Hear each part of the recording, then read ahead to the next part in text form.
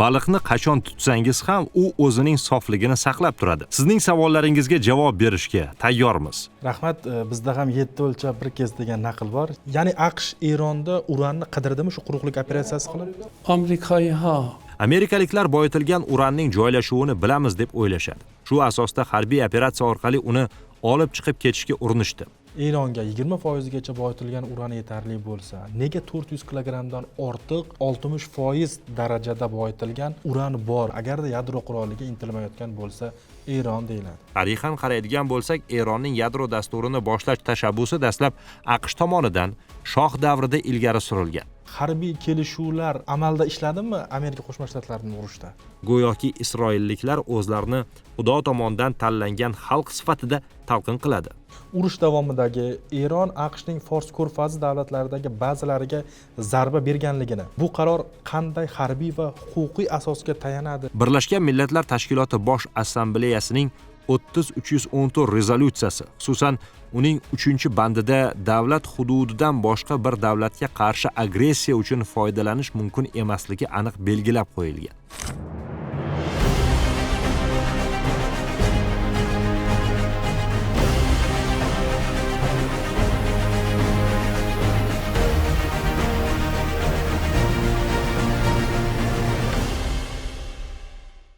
Shu yilning 28-fevral kuni AQSh va Isroilning Eronga bergan zarbalari bilan Yaqin Sharq yana alanga ichida qoldi.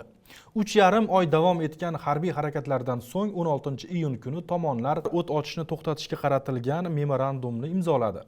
Hormuz bo'g'ozi ochildi va dunyo neft tomirlari yana harakatga keldi. Biroq memorandum yakuniy tinchlik bitimi emas. Endi tomonlar 60 kun davomida Eronning yadroviy dasturi, sanksiyalar va xavfsizlik kafolatlari bo'yicha muzokaralar olib boradi. Sezib turganingizdek, geosiyosat dasturining mehmoni Eron Islom Respublikasining O'zbekistondagi favqulodda va muxtor elchisi janob Muhammad Ali Iskandariy. Assalomu alaykum, xush kelibsiz. Assalomu alaykum, katta rahmat. Suhbat davomida AQSh bilan imzolangan memorandum, urushning siyosiy va harbiy natijalari, Isroil bilan davom etayotgan keskinlik, Rossiya va Xitoyning amaliy ko'magi hamda Eron yadroviy dasturi yuzasidan eng dolzarb savollarni muhokama qilamiz.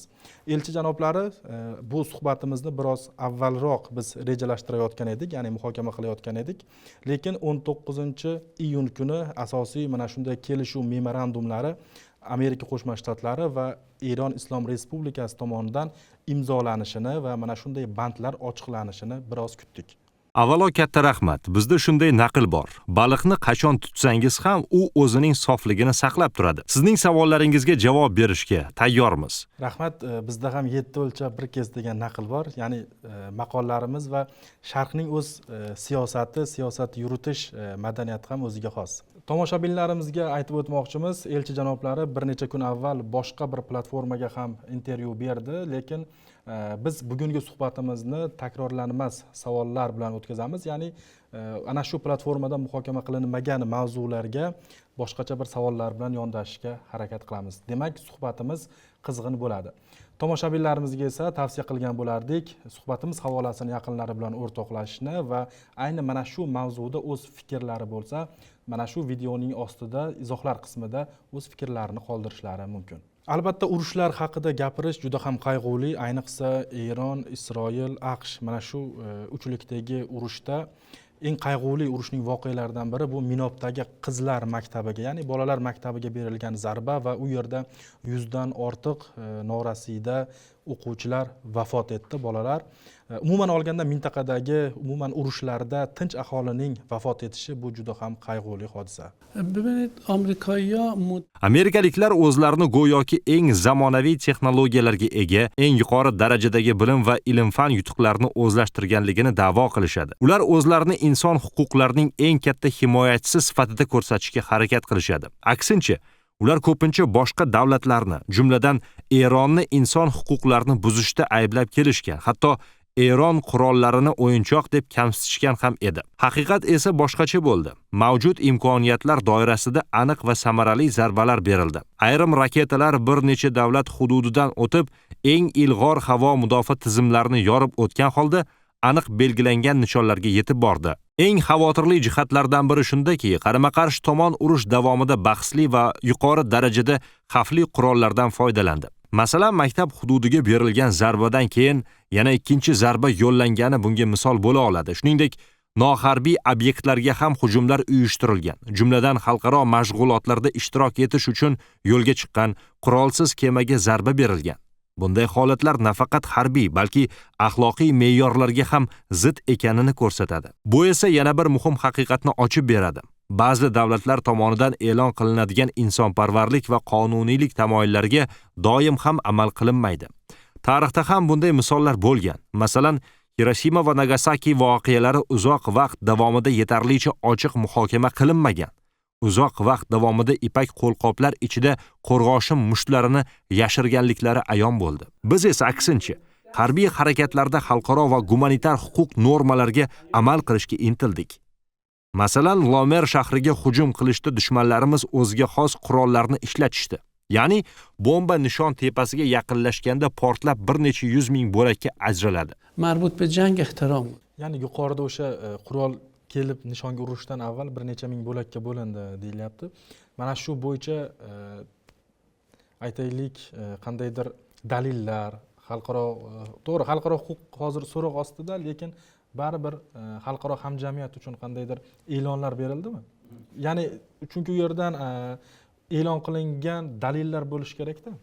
ما تهیه کردیم دادیم و خوشبخت Bu borada tegishli hisobotlar tayyorlanib, zarur dalillar bilan birga xalqaro tashkilotlarga taqdim etildi. Hatto ayrim Amerika ommaviy axborot vositalari ham ushbu mavzu yuzasidan mustaqil reportajlar tayyorlab holatni yoritdi. Endi esa mas'uliyat masalasi kun tartibiga chiqmoqda. Bu yerda ikki yo'l bor: yoki sodir bo'lgan holatlarni tan olib, aybdorlarni javobgarlikka tortish, yoki buni inkor etib, kelajakda yanada og'irroq oqibatlarga duch kelish. Rahmat. Aslida biz suhbatimizning kirish qismi edi va kasbiy nuqtai nazardan men betaraf holatda savollarni beraman, ya'ni muvozanat saqlagan holda. Agar tayyor bo'lsangiz, suhbatimizni boshlaymiz. Asosiy savollarga o'taman. 16-iyun kuni asosiy kelishuvga erishildi.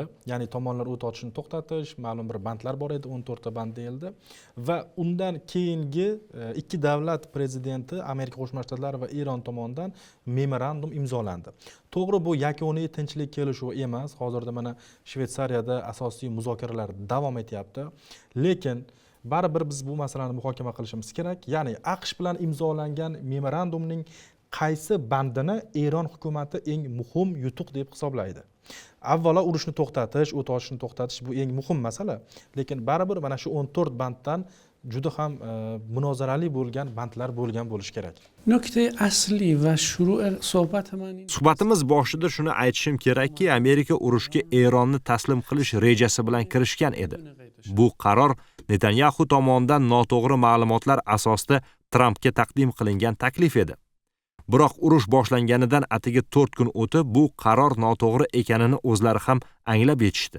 Shundan so'ng vaziyat o'zgardi va taxminan 80 kun davomida jarayon shunday kechdiki, natijada Eron o'z shartlarini ilgari surib, ularni qabul qildira oldi. Ya'ni jarayon shunday tus oldiki, dastlab Amerika nuqtai nazaridan Eronning so'zsiz taslim bo'lishi kutilgan bo'lsa, oxir oqibat vaziyat teskari tomonga burildi. Eron o'z pozitsiyasini mustahkamlab, dushman tomonni murosaga majbur qila oldi. Agar memorandumdagi bandlarga diqqat bilan qaralsa, bu holat yanada aniqroq tushuniladi. Lekin eng asosiy yutuq barcha frontlarda harbiy harakatlarni to'xtatish kelishuvi bo'ldi. Shuningdek, Eronning muzlatilgan aktivlari qaytariladi. Eronga qarshi qo'llangan sanksiyalar bekor qilinadi. Yetkazilgan zarar tiklash loyihalari orqali kompensatsiya qilinadi. Albatta bular muhim yutuqlar, ammo asl natija bundan ham chuqurroq. Birinchidan, bu jarayon shuni ko'rsatadiki, Eronni harbiy yo'l bilan taslim qilish mumkin emas.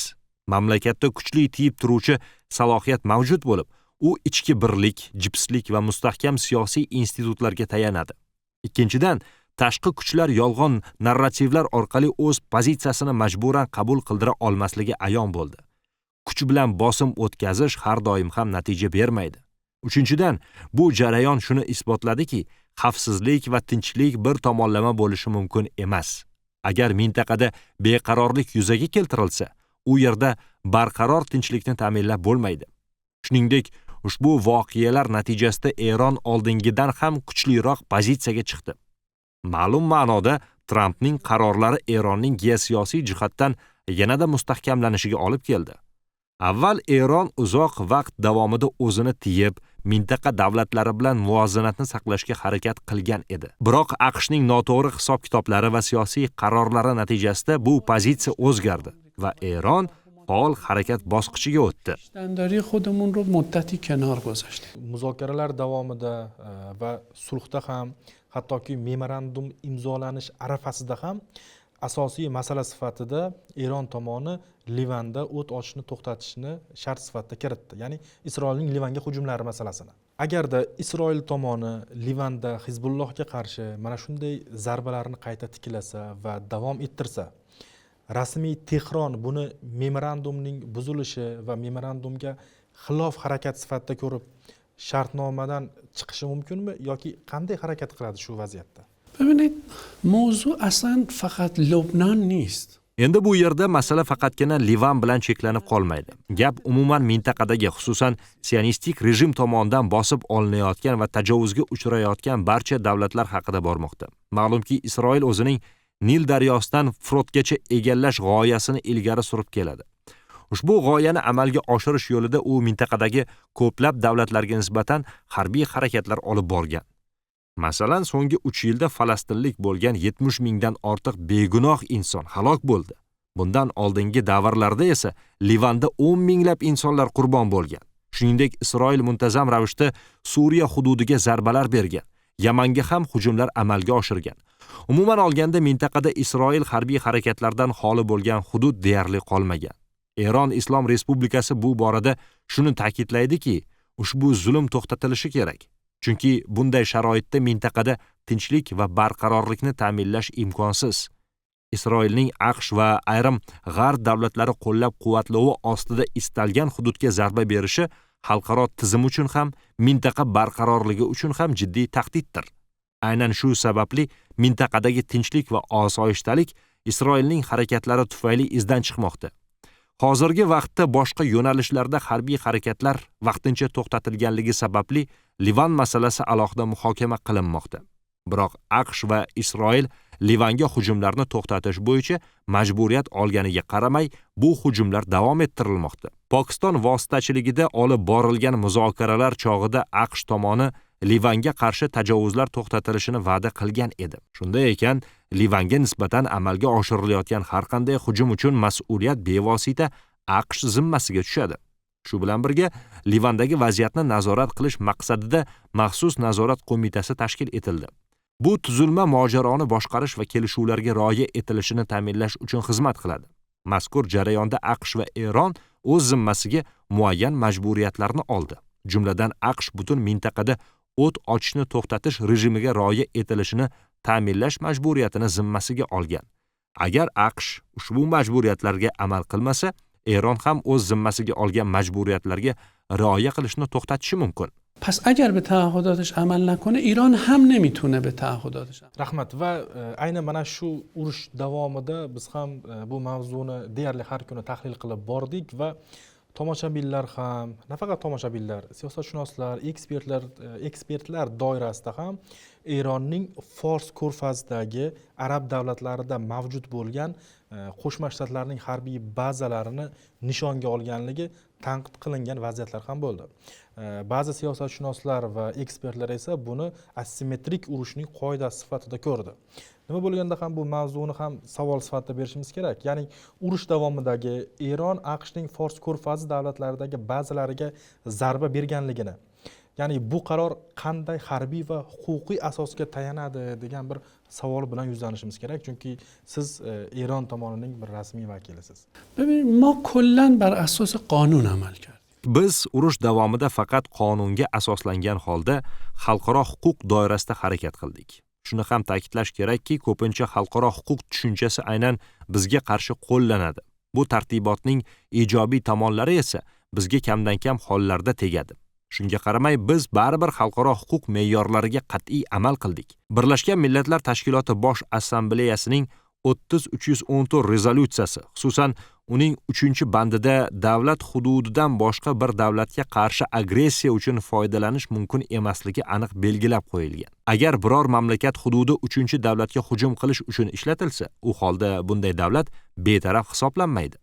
Shu nuqtai nazardan agar boshqa davlat hududidan foydalanilgan holda bizga qarshi hujum amalga oshirilgan bo'lsa, bu xalqaro huquq nuqtai nazaridan noqonuniy agressiya hisoblanadi.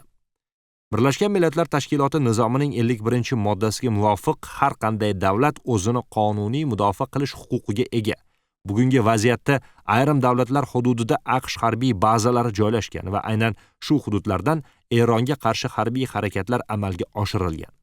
Bu faqatgina zarba berish emas, balki harbiy samolyotlarning uchishi, raketa hujumlari, yonilg'i bilan ta'minlash, operatsiyalarni rejalashtirish va boshqarish kabi jarayonlarni ham o'z ichiga oladi. Bunday vaziyatda Fors ko'rfazidagi davlatlar ikki xil holatdan birida bo'lishi mumkin.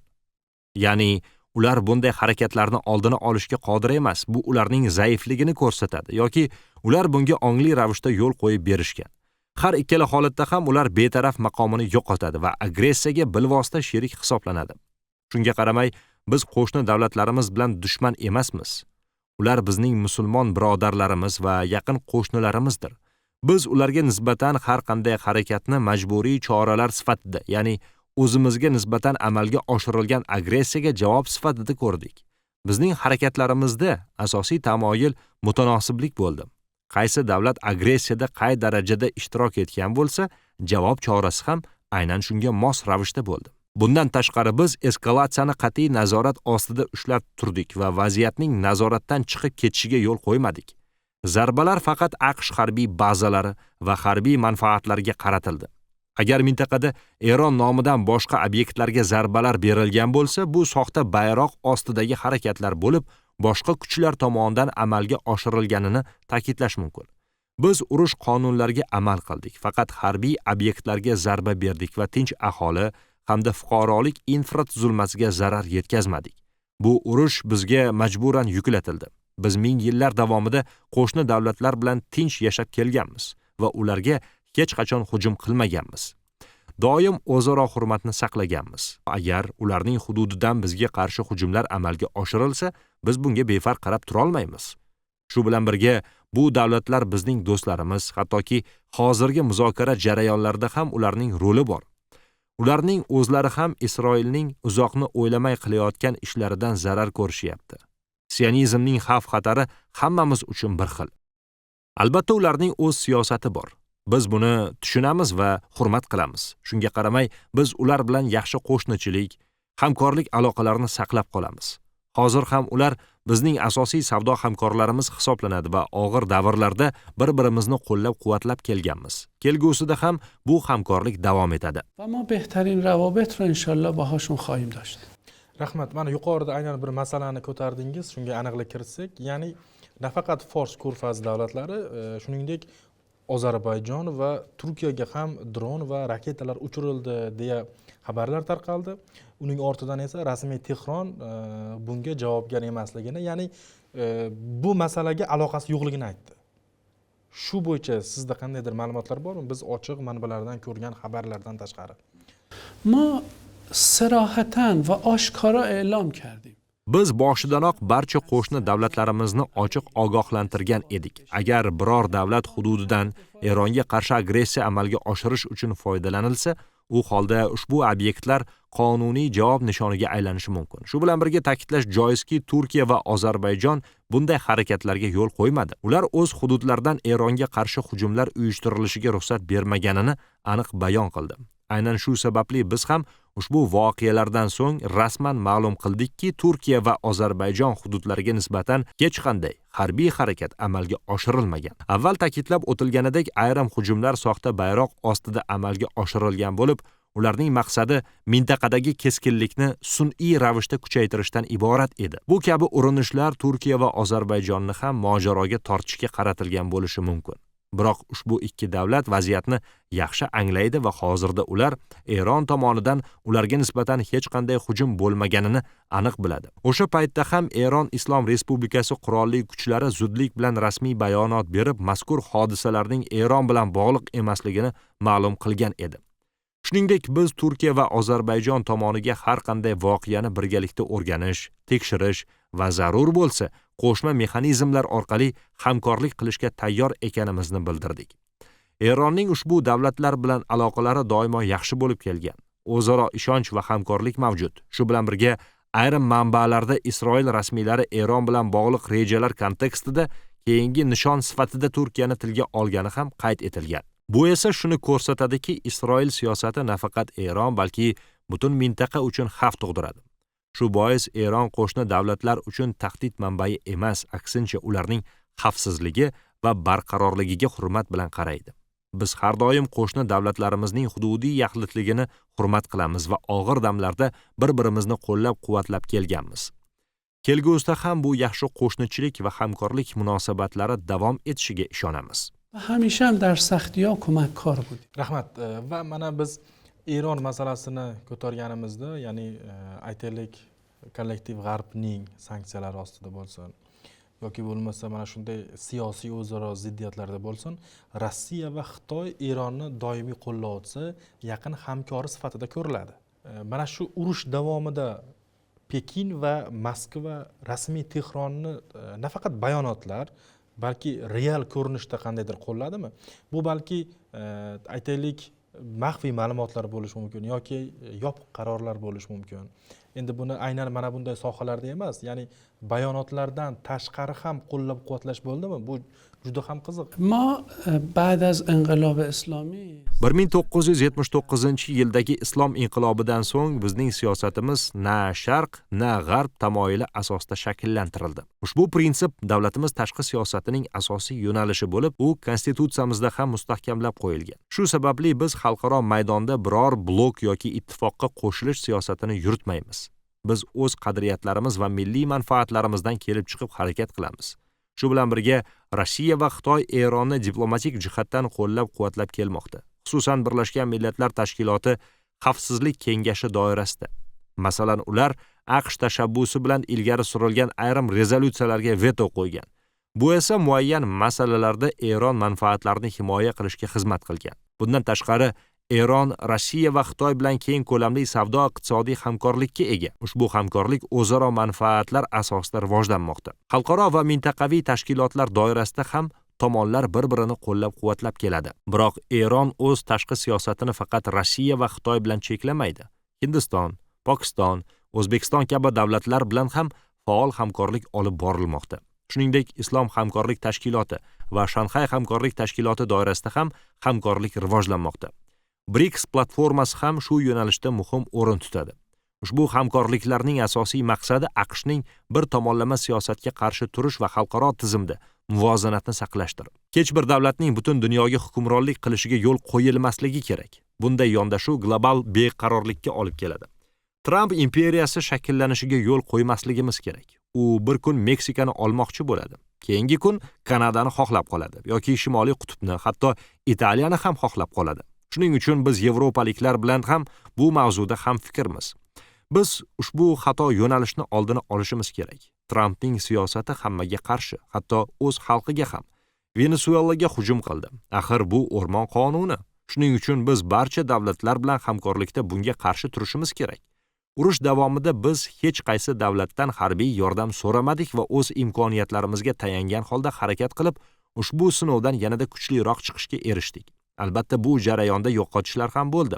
Ammo shu bilan birga biz o'zimizni himoya qilish qobiliyatimizni namoyon etdik va zarur hollarda javob berishga qodir ekanimizni ko'rsatdik. Bu esa mamlakatimizning mustaqilligi va xavfsizligini ta'minlash yo'lida muhim ahamiyat kasb etadi. می‌کنیم خسارت خیلی بیشتری زدیم. Rahmat. Lekin mana Xitoy va Rossiya bilan bir qancha mudofaa to'g'risida kelishuvlar bor, harbiy kelishuv shartnomalar bor. Aynan Mas'ud Pezeshkian hokimiyatga kelgandan keyin aprel oyida edi adashmasam, Rossiya bilan qaytadan mana shunday strategik kelishuv yangilangandi. Umuman Xitoy va biz Rossiyani asosiy harbiy hamkorlar sifatida ko'rdik. Balki siz boshqa davlatlarni ham qo'shishingiz mumkin. Mana Pokistonni yuqorida aytib o'tdingiz. Ya'ni mana shunday harbiy kelishuvlar amalda ishladimi Amerika Qo'shma Shtatlarining urushda? ما یه اعتقادی داریم تو Eronda ilm o'rganish shart degan bir qat'iy shakllangan ishonch bor. Bu haqida hadislar ham keltirilgan. Shuning uchun biz barcha davlatlar bilan ilmiy hamkorlik qilishimiz mumkin. Biz barcha mamlakatlar bilan ilmiy tadqiqotlar, ilm va rivojlanish yo'nalishida hamkorlik qilamiz. Ya'ni ilm va taraqqiyotga xizmat qiladigan har qanday yo'nalishda hamkorlik qilishimiz mumkin. G'arb davlatlari bilan ham bu borada hamkorligimiz bor. Jumladan Yevropa davlatlari bilan ko'plab fan sohalarida juda yaqin hamkorlik qilamiz. Tibbiyot va farmatsevtika sohasida Amerika bilan ham yaxshi hamkorligimiz mavjud. Albatta bu hamkorlik mustaqilligimizdan voz kechish degani emas. Biz maslahatlashamiz, fikr almashamiz. Harbiy sohada ham hamkorligimiz bor. Mudofaa sohasida ham aloqalar mavjud, lekin ushbu urushda biz faqat o'zimiz harakat qildik. O'zimizning ichki imkoniyatlarimizdan foydalandik. Bizda kosmik imkoniyatlar ham bor. Sun'iy yo'ldoshlarimiz bor. Bizda kerakli salohiyat mavjud. Istasak, undan foydalanamiz. Biz ushbu vaziyatda yadro quroliga ega bo'lgan ikki davlatga qarshi ham turib bera oldik. Bu shuni anglatadiki, bizda yetarli kuch-qudrat bor va biz shu yo'nalishda davom etamiz. Bu urushda biz faqat o'zimiz yakka holda harakat qildik. Boshqa davlatlarning imkoniyatlaridan foydalanmadik. دیگه برای جنگ استفاده نکرد. Endi Eron o'zi davlat sifatida yolg'iz harakat qildi, lekin bu yoqdan aytaylik, Livandan Hizbullohning harakatlarini ham baribir unutmaslik kerak. Shunga nima deysiz? ببین اسرائیل همیشه تجاوز Shunga e'tibor berishingizni istardimki, birinchidan Isroil har doim agressor sifatida ko'riladi. Bu holat hatto Eron Islom Respublikasi shakllanishidan oldin ham mavjud edi. Masalan, Livandagi Hizbulloh tashkiloti ancha oldin vujudga kelgan bo'lib, u Isroil tomonidan okkupatsiya qilingan hududlarni qaytarib olish maqsadida tuzilgan. AQSh va Eron o'rtasida keskinlik kuchaygan davrlarda ham Isroil Livanga hujum qilgan holatlar kuzatildi. Bu vaziyatda ular o'z harakatlarini o'zini himoya qilish sifatida talqin qiladi. Frontlardagi birdamlik deganda aynan shu holat nazarda tutiladi. Turli hududlarda o'zini himoya qilayotgan kuchlar mavjud. Yana bir jihat, Isroil agressor sifatida ko'riladi va unga qarshi turgan bir qator davlatlar bor. Bu davlatlarning har biri o'z manfaatlarini va xavfsizligini himoya qilishga harakat qilmoqda. Bu qarama-qarshiliklar Eron islom inqilobidan oldin boshlangan, ya'ni taxminan 75 yil avval boshlangan jarayon bo'lsa, Eron islom inqilobiga qariyb 47 yil bo'lgan. Demak, bu harakatlar faqat Eron bilan bog'liq deb aytish to'g'ri emas. Bu davlatlar mustaqil ravishda harakat qilmoqda. Shu bilan birga biz ularning zulm ostida bo'lishini istamaymiz va siyosiy jihatdan qo'llab-quvvatlaymiz. Agar haqiqatdan yordamga ehtiyoj bo'lsa, yordam berilishi mumkin. Isroil tomoni esa go'yoki barcha jarayonlar Tehrondan boshqariladi degan fikrlarni ilgari suradi. Ya'ni ular hammasi bir tugma orqali boshqariladi degan tasavvurga ega. Lekin nizoni qo'zg'ash richagi Isroilda. Masalan, Falastinda minglab insonlar halok bo'layotgan vaziyatlarda ham javobgarlik masalasi bahsli bo'lib qolmoqda. Shuningdek, Suriyada ham murakkab vaziyat mavjud. Isroil tomonidan amalga oshirilayotgan zarbalar ko'pincha Eron bilan bog'lab talqin qilinadi. Natijada shunday holat yuzaga keladiki, bir tomondan harbiy harakatlar olib boriladi, ikkinchi tomondan esa bosqinga qarshilik ko'rsatgan tomonlar boshqa kuchlarga bog'lab talqin qilinadi. Go'yoki isroilliklar o'zlarini Xudo tomonidan tanlangan xalq sifatida talqin qiladi. Ular shunchalik ko'p odam o'ldirishdiki, hattoki Trump ham bunga chidolmadi. AQSh vitse-prezidenti Vance ham Isroilni tanqid qilishga majbur bo'ldi. Hizbullohning birgina askari uchun Isroil armiyasi butun binoni portlatishini qanday qabul qilish mumkin? Suriye با ما مشکل داره. Urushning dastlabki qismlarida Qo'shma Shtatlar tomonidan Eronning boyitilgan uran masalasi eng asosiy mavzulardan biri sifatida bo'ldi. To'g'ri, hokimiyatni almashtirish, Eronning raketa dasturi va shu bilan birgalikda 60% darajada boyitilgan 400 kilogramdan ortiq uran masalasini endi to'g'ri Eronning ichidan emas, lekin tashqaridan juda ham uni olib chiqib ketishga va g'alabaning bir ramzi o'ljasi sifatida ko'rsatishga harakat qilindi. Va Eron tomoni mana shu boyitilgan uranni, ya'ni 60% darajada boyitilgan 400 kilogramdan ortiq uranni saqlab qolishda u mavjud bo'lgan ombor yo'llari portlatildi yoki aytaylik uni ma'lum bir bo'laklarga qo'yib alohida joylarda saqladi deyishdi. O'zi urush davomida Eron boyitilgan uranni qanday saqlab qoldi deylik? ببین یکی از توهماتی که ترامپ رو به جنگ کشید همین موضوع بود. Shunga e'tibor berish kerakki, Trumpni urushga undagan asosiy omillardan biri boyitilgan uran masalasi bo'yicha shakllangan noto'g'ri tasavvurlar edi. Bizning fikrimizcha Trump Netanyahu tomonidan berilgan noto'g'ri yoki bo'rttirilgan tasavvurlarga tayanib harakat qilgan. Eron Islom Respublikasining yadro dasturi bir necha muhim xususiyatlarga ega. Birinchidan, bu sohadagi bilim va tajriba. Bu bilimni bombalar bilan yo'q qilib bo'lmaydi. Vaqtincha xalaqit berish mumkin, ammo uni butunlay yo'q qilish imkonsiz. Ikkinchidan, bu tizim markazlashgan emas, ya'ni u bitta joyda jamlanmagan, balki turli hududlarga tarqalgan. Shu sababli uni bitta zarba bilan yo'q qilishning imkoni yo'q.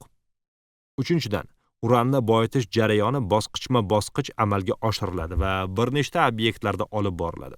Bu ham uni tezda yo'q qilish imkoniyatini qiyinlashtiradi. Keyingi muhim omil bu sohada ishlayotgan mutaxassislar. Ayrim odamlarni yo'q qilish mumkin, ammo bu bilimlarga ega minglab mutaxassislarni yo'q qilib bo'lmaydi. Shuningdek, Eronning yadro dasturi harbiy xarakterga ega emas, balki tinchlik maqsadlariga yo'naltirilgan. U turli sohalarda qo'llaniladi, masalan, farmatsevtika hamda ilmiy tadqiqotlarda. Axir, bunday tizimlarni bitta zarba bilan yo'q qilib bo'lmaydi. Undan tashqari, biz Amerikadek dushman bilan urushayotganimizda boyitilgan uranni bir joyda saqlamaymiz-ku. Bundan tashqari xavfsizlik, mudofaa va harbiy jihatdan zarur choralar ko'rilgan. Shu sababli ayrim obyektlarga zarba berilgan bo'lsa ham umumiy salohiyat yo'qolgan deb aytish asossiz. Shunga qaramay AQSh va Isroil bir nechta zarbalardan so'ng Eronning yadroviy salohiyati yo'q qilindi deb da'vo qilishdi. Agar bu rost bo'lsa, nega hanuz muzokaralar davom etyapti? Bu esa aslida salohiyat saqlanib qolganini ko'rsatadi. Natijada Trampda shakllangan noto'g'ri tasavvurlar barham topdi. Bu holat uning uchun siyosiy jihatdan og'ir bo'ldi va u keyinchalik shoshma-shosharlik bilan qarorlar qabul qildi. Masalan, u boyitilgan uran zaxiralari bor deb hisoblangan joylarga maxsus kuchlar yubordi. Ammo bu harakat natijasiz yakunlandi va $1 milliard ortiq zarar bilan ortga qaytishga majbur bo'lindi. AQSh maxsus kuchlari Eronning tuzog'iga tushib bir qancha samolyot va harbiy texnikalaridan ajraldi. Bu ham Netanyahu tomonidan Trampga berilgan noto'g'ri ma'lumotlar edi. Natijada amerikaliklar yana adashdi. Bu esa shuni ko'rsatadiki, masala murakkab va uni oddiy harbiy choralar bilan hal qilib bo'lmaydi. Eronning asosiy maqsadi yadro energetikasini faqat tinchlik yo'lida rivojlantirishdir. Hatto xavfli vaziyatlarda ham harbiy yo'nalishga o'tish ko'zda tutilmagan. Chunki bu masalada atom quroliga ega bo'lish g'oyasi e'tiqod jihatidan ham qo'llab-quvvatlanmaydi. چون ما به سلاح هسته اعتقاد نداریم. Siz yuqorida aytdingizki, o'sha yuborgan kuchlari va uranni qidirdi, topa olmadi degan masalani aytdingizda. Ya'ni AQSh Eronda uranni qidirdimi shu quruqlik operatsiyasi qilib? آمریکایی‌ها Amerikaliklar boyitilgan uranning joylashuvini bilamiz deb o'ylashadi. Shu asosda harbiy operatsiya orqali uni olib chiqib ketishga urinishdi. Ular bu operatsiyani turli bahonalar bilan oqlashga harakat qildi. Hatto bitta uchuvchimiz yo'qolib qoldi degan da'voni ham ilgari surishdi. Shu bahonalar ortida asl maqsad boyitilgan uranni qo'lga kiritish edi. Biz esa bunga tayyor edik. Natijada o'sha joyda ularga qarshi zarur choralar ko'rdik va ularning ta'zirini berdik. Shundan so'ng Trump ham bu harakat noto'g'ri ekanini anglab yetdi. U asta-sekin Netanyahu tomonidan berilgan noto'g'ri tasavvurlar asosida qaror qabul qilganini tushuna boshladi. Vaqt o'tishi bilan u o'z xatolarini anglab bordi.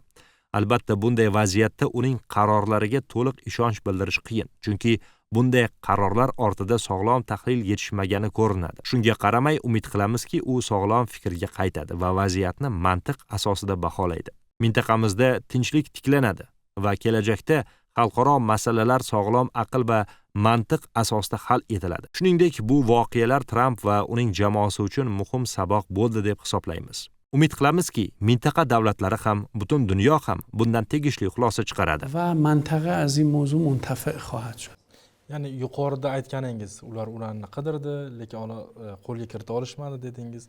Mana shu mavzu xuddi shu siz aytganingiz kabi, xuddi shu chegarada yoyinlandi xalqaro ommaviy axborot vositalarida ham.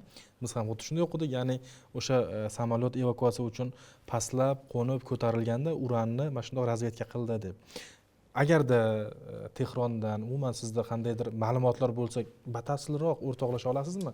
Biz o'qigan, bilgandan ko'proq narsani. Kerakli dalillar va faktlar hozir to'planyapti, chunki bu masala asosan harbiy va xavfsizlik bilan bog'liq. Shu sababli bu kabi ma'lumotlar darhol emas, balki ma'lum vaqt o'tgach keng jamoatchilikka e'lon qilinadi deb o'ylayman.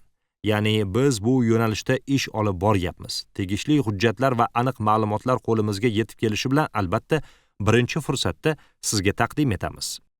Rahmat. Va mana uran masalasida ham aytib o'tdingiz. Umuman boyitilgan uran mavzusi Eron, AQSh, Isroil shu uchlik mavzusida aylanar ekan. Chuqurroq o'rganishga harakat qildim boyitilgan uranni. Fuqarolik atom elektrostansiyalarining mutlaq ko'pchiligi 3 yoki 5% da boyitilgan urandan foydalanar ekan. Va mana bunday kemalarga yoqilg'i sifatida foydalanish uchun ham 20% yetarli ekan. Atom suvosti kemalari va mana shunday harbiy reaktorlar uchun esa 90% atrofida, ya'ni 60% dan oshgan 90% atrofidagi uran zarur ekan. Va bizning mana shunday geosiyosat loyihasidagi siyosatshunoslar bilan suhbatlarimizda ham o'rtadagi masala doim shunday bo'lib qoladi. Ya'ni Eronga 20% gacha boyitilgan uran yetarli bo'lsa, nega 400 kilogramdan ortiq 60% darajada boyitilgan uran bor va bu mana shu boyitishni davom ettiryapti. Endi 60% dan oshirish emas, 60% darajagacha boyitishni davom ettiryapti, ya'ni tizimli ravishda. Buning sababi nima? Agarda yadro quroliga intilmayotgan bo'lsa, Eron deyiladi.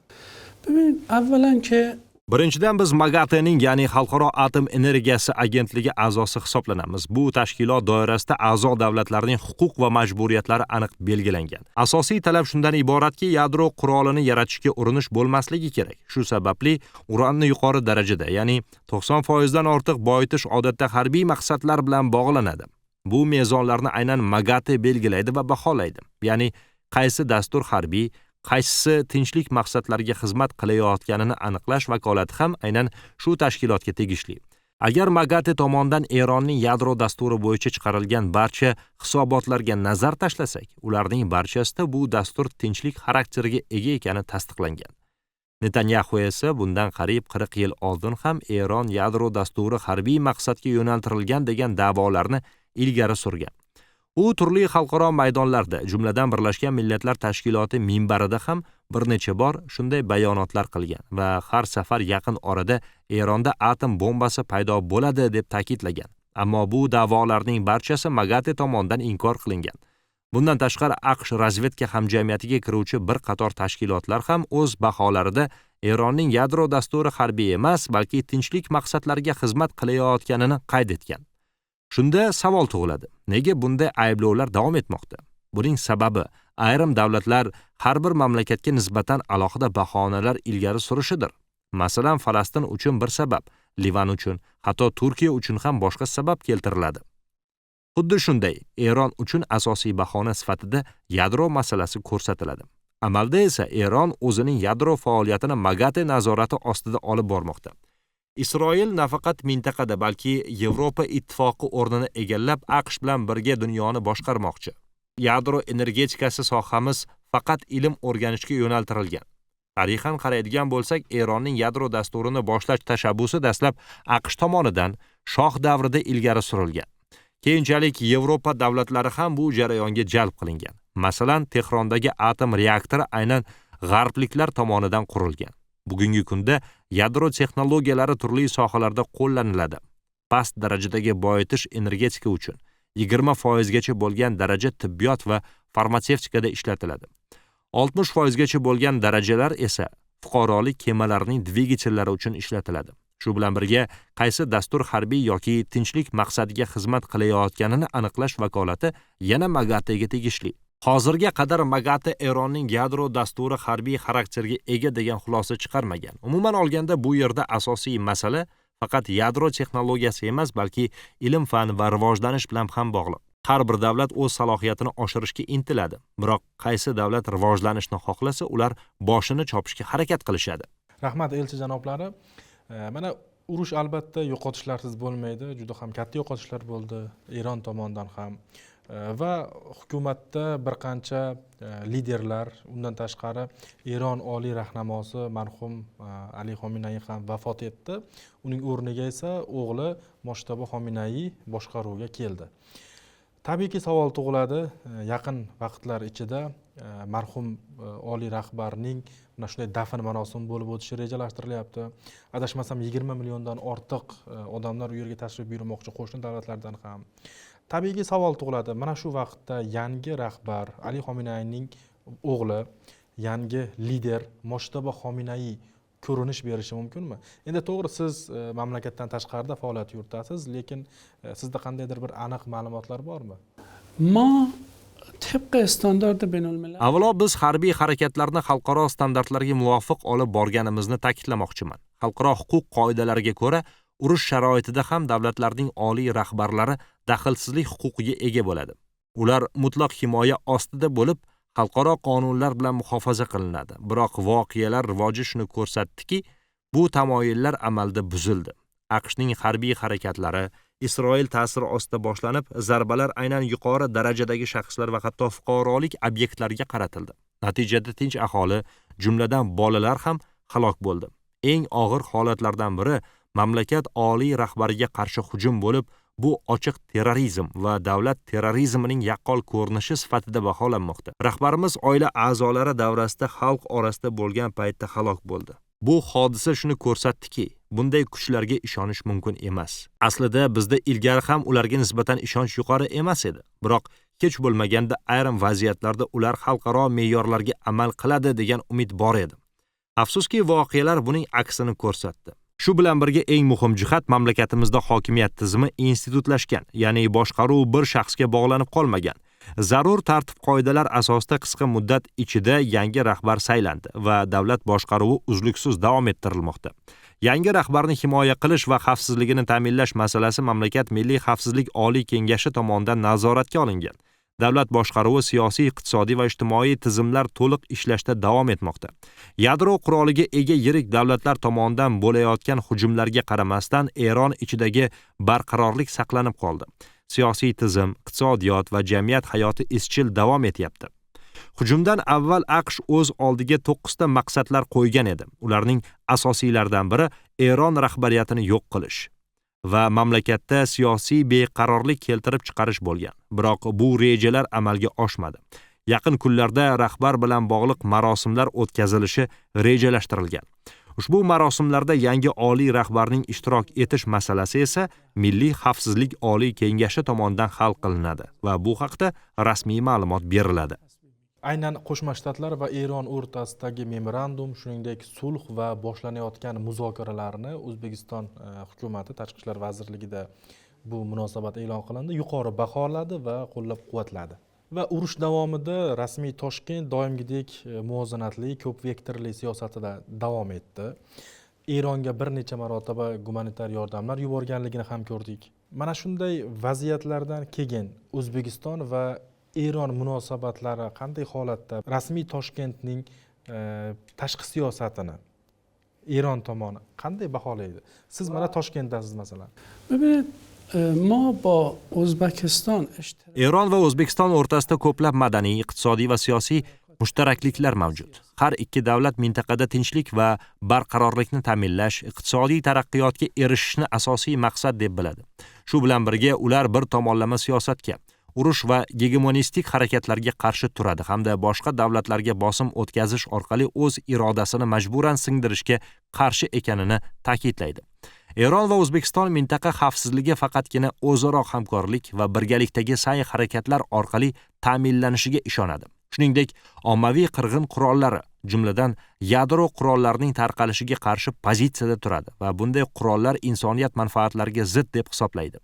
Ikki davlat xalqaro va mintaqaviy tashkilotlar doirasida hamkorlikni kuchaytirish tarafdori.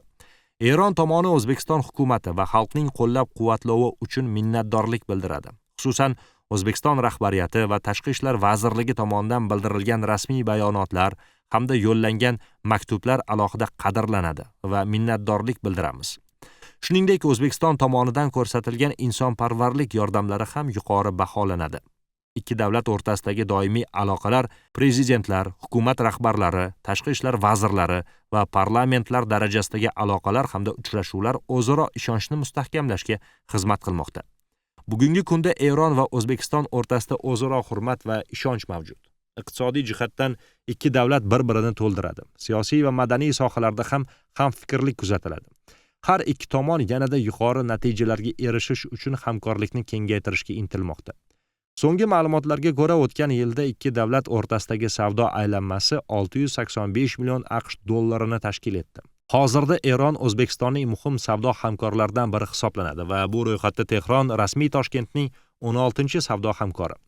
Kelgusida savdo-iqtisodiy aloqalarni yanada rivojlantirish bo'yicha katta rejalar mavjud. Albatta, xalqaro sanksiyalar bu jarayonga ma'lum darajada ta'sir ko'rsatmoqda.